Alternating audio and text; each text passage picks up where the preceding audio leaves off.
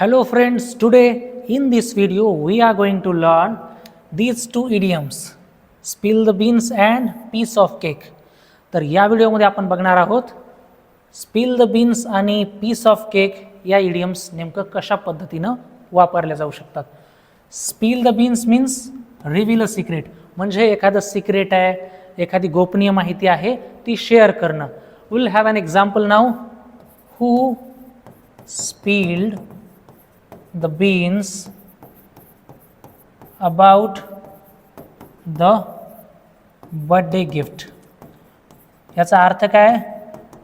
Birthday gift बाबत जे काही रहस्य होतं ते कोणी उलगडलं किंवा कोणी शेअर केलं, बरोबर आहे.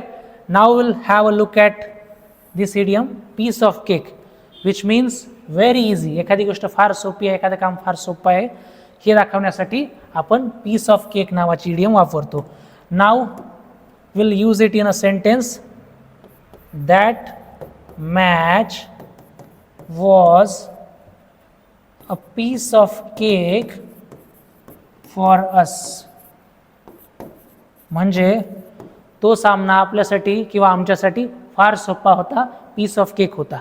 म्हणजेच स्पिल द बीन्स मीन्स एखादं सिक्रेट शेअर करणं, गोपनीय माहिती उलगडणं, शेअर करणं, आणि पीस ऑफ केक म्हणजे व्हेरी इझी, एखादं काम फार सोपं आहे असं सांग. Now I will give you an idiom which you have to decode and frame a sentence using this particular idiom.